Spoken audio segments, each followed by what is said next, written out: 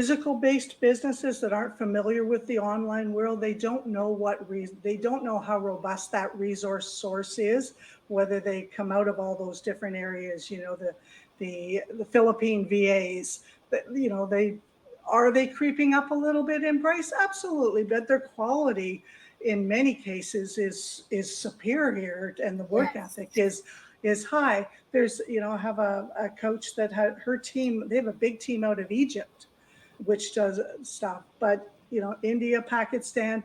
I use VAs in various different areas in my business as well, and although I love the idea that it's only worked in a certain capacities, to be that far different on time zone for me.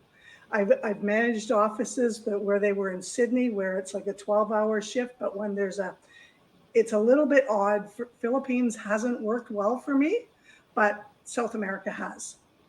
Yeah, you have to figure out what works best. I am a night owl, but I'm also willing to because we don't have to talk all the time, no, definitely not. So it works out for me because we'll say, okay, we meet once a month maybe, and I'm like, all right, I'll stay up late, or I'll get up early. We'll figure it out. But yeah, not all the time. So I wouldn't say if you're getting an executive assistant or your main person, have somebody that's closer either to you. I say my assistant has to live in my state.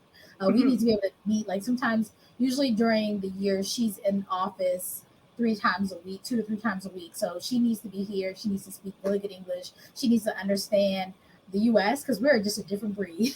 we got some issues over here that make sometimes the way we say things have to be a certain way. So she's like that gatekeeper to make sure we're not going to get out here and get in trouble for anything. But everybody else, like I said, we have that flexibility. But I would say my assistant has to be in person. I should be able to high five her, and everybody else can be virtual, and that's fine.